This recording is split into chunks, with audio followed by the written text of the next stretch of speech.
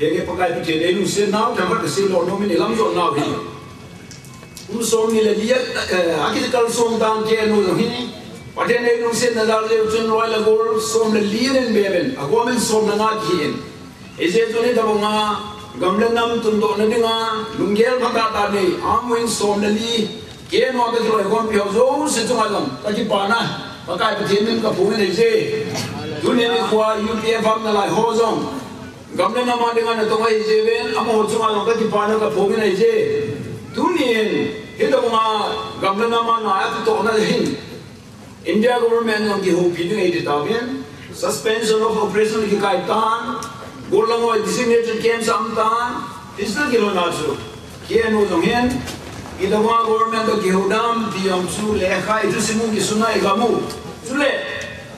Manipur ki digam sunga state amjem banga Eo tinglang mia denga himaca jango hohi kimutelo minango mumanga kimutelo izangia eo deprive ki bolwam eo muni hom se bian ki boltelo izanglo lo hijejon nasatan jane tung ta ng hoso tong MDC ki na dingam ta samna ka semen hosa MDC ki na lo liu igamu state bang ka dal do liu judia zo hoso zong su pileng ta ri mai ko liu MDC orang MDC terlalu MLA dia, sudah tu bukin kacau munding, minangin apa cuma diwa dana kisiemba kantor macam ane bungai orang ini diwa hi, isin ni ngaju kisi ini kam tinggal naik tu dia, wanita orang dia tisu, muni munduan ada siapa ni je.